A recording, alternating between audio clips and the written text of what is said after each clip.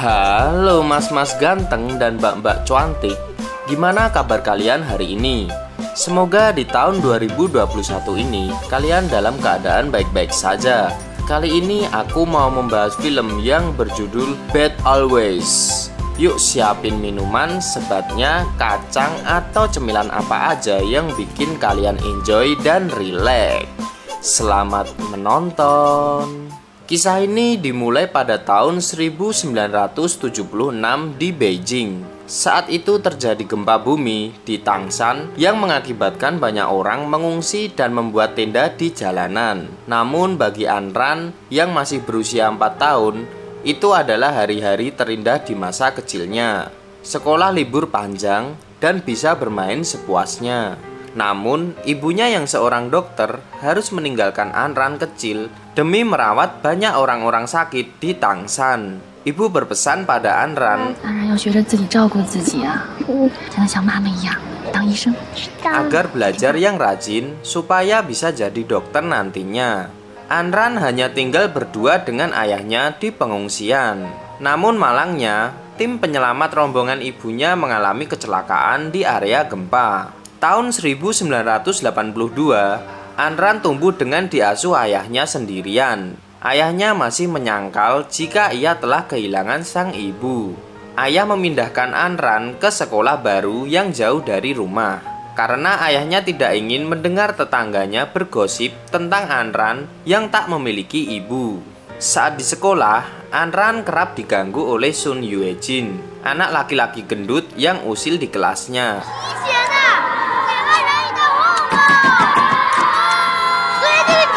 Namun ada satu anak laki-laki yang membela Anran, yaitu Zhao Yongyuan. Penampilan Yongyuan lusuh dan berpakaian seadanya. Ia juga kerap disuruh-suruh oleh Sun Yuejin. Yongyuan mulai mengikuti Anran kemanapun. Awalnya Anran risih dan tak mau bicara dengannya. Namun suatu hari, Anran penasaran dengan Yongyuan yang memakai topi kebesaran di musim dingin. Anran bertanya, kenapa ibunya tidak membelikan topi dengan ukuran yang pas? Yongyuan menjawab bahwa ibunya sudah meninggal.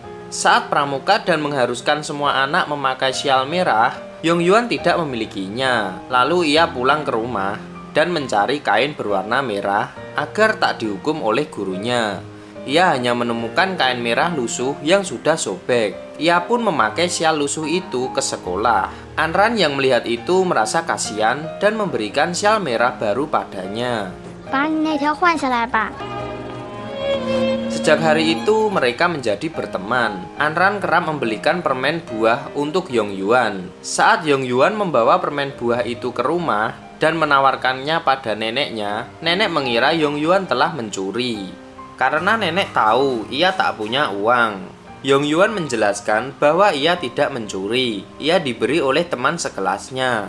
Nenek yang sedih karena tidak bisa mencukupi kebutuhan cucunya, memberikan uang agar mengganti permen buah itu. Sejak itu mereka menjadi semakin akrab. Yongyuan kerap mengintip Anran latihan bernyanyi. Mereka juga bermain bersama setiap pulang sekolah. Namun semua berubah ketika nenek Yongyuan meninggal. Ia harus ikut pamannya pindah ke Guangzhou. Anran terus mencari-cari Yongyuan yang tak kunjung datang untuk berangkat sekolah bersama. Anran sedih karena Yongyuan menghilang tanpa jejak, bahkan tidak sempat berpamitan. 11 tahun pun berlalu. Anran sudah tumbuh dewasa, namun ia masih kerap kepikiran teman kecilnya si Yongyuan. Di tahun itu pula, Yongyuan kembali ke Beijing bersama pamannya. Yongyuan berkeliling melewati jalan yang dulu sering ia lewati, dan ia teringat dengan gadis kecil yang baik hati, yaitu Anran. Yongyuan kembali ke Beijing untuk bekerja membantu toko baju milik pamannya. Berbeda nasib dengan Anran yang kini kuliah di kedokteran. Anran sangat cerdas dan sebentar lagi menyelesaikan pendidikannya. Bahkan ia akan melanjutkan S2 di AS. Sebenarnya Anran sedih jika harus meninggalkan Beijing. Terlalu banyak kenangan di kota kecil itu. Suatu hari, Anran pergi ke pasar baju dan sempat memilih-milih baju di toko paman Yongyuan. Yongyuan yang menyadari bahwa itu adalah Anran, teman kecilnya, segera mengikutinya. Yong Yuan mengikuti Anran ke tempat les bahasa Inggris dan mengintipnya saat sedang belajar.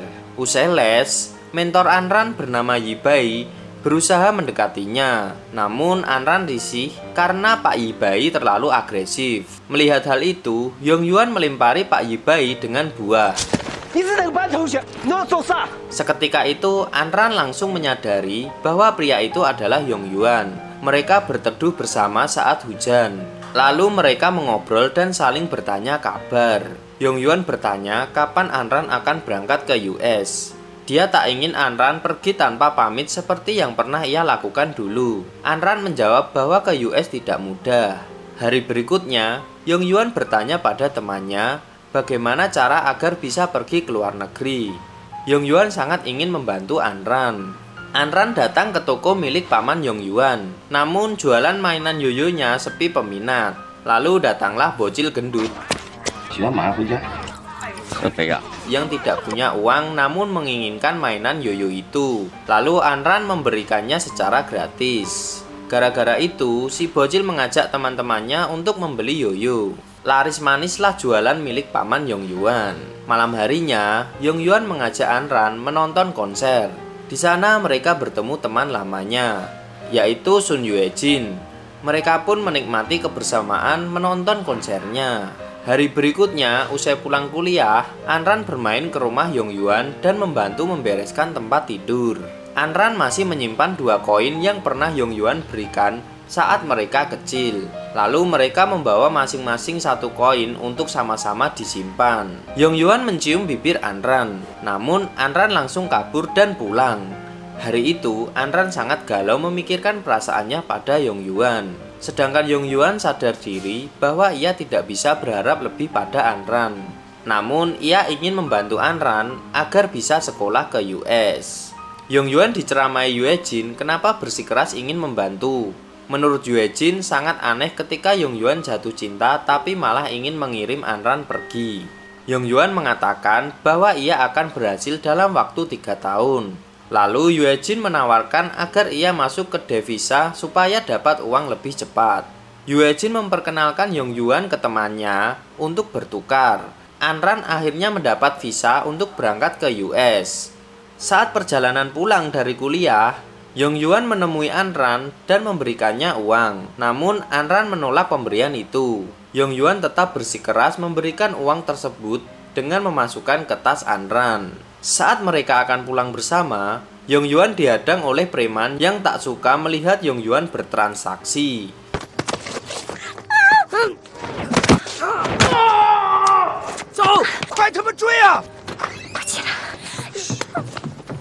Mereka berhasil melarikan diri dan bersembunyi di kampus.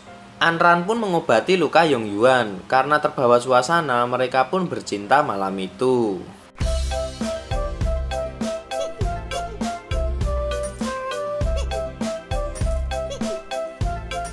Anran meminta Yong Yuan datang ke halte sebelum keberangkatannya. Ia ingin Yong Yuan menemui ayahnya dan mengatakan bahwa Anran tidak ingin keluar negeri. Jadi sebenarnya, sekolah ke luar negeri bukan keinginan Anran, melainkan keinginan ayahnya. Ayahnya memberikan jam tangan yang sudah mati pada Anran dan dia ingin menyimpan untuk ibunya. Sebelum Anran berangkat, ternyata hari itu hujan deras. Namun yang datang bukannya Yong Yuan, melainkan Yuejin dan mengatakan bahwa Yong Yuan selamanya tidak akan datang menemuinya. Yong Yuan tidak mencintai Anran dan sudah punya wanita lain.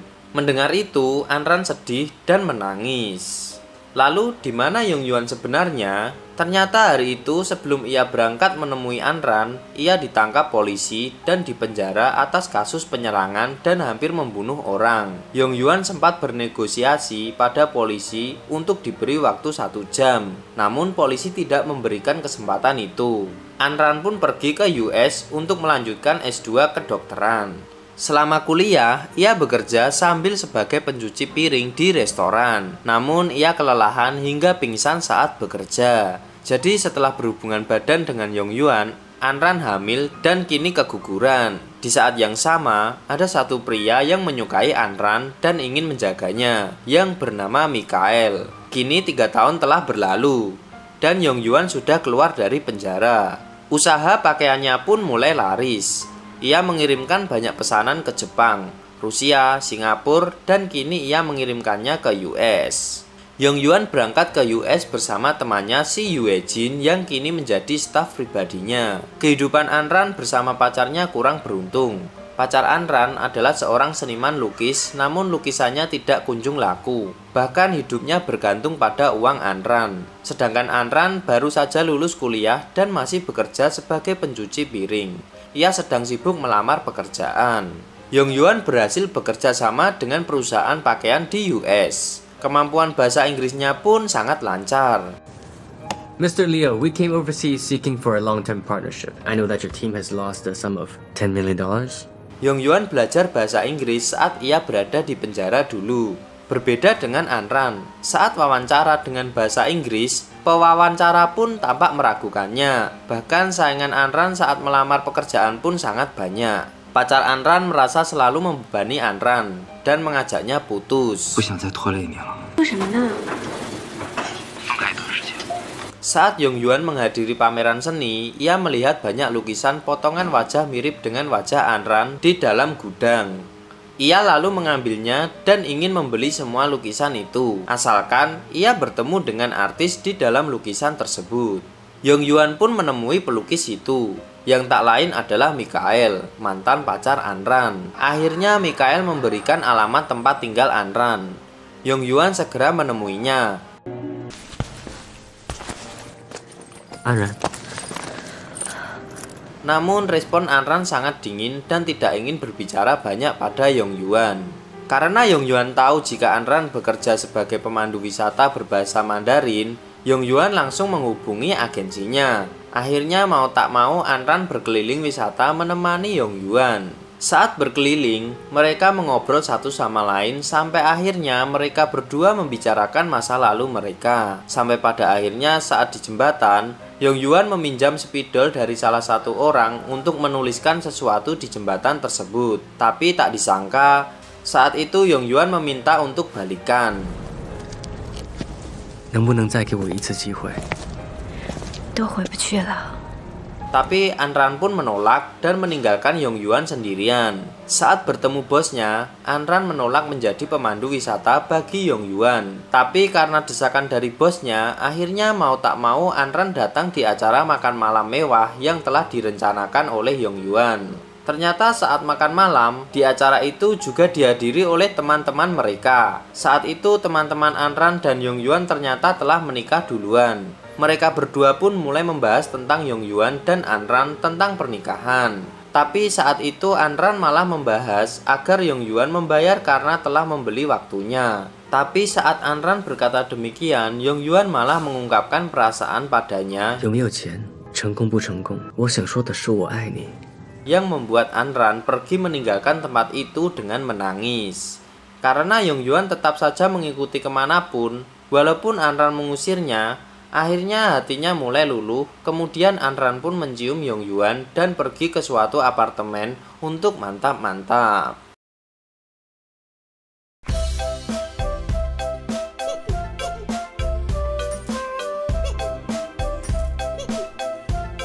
Saat terbangun, Anran melihat Yong Yuan sedang menyiapkan makanan untuknya. Melihat Yong Yuan masih memanjakannya, membuat dirinya tersenyum manis padanya.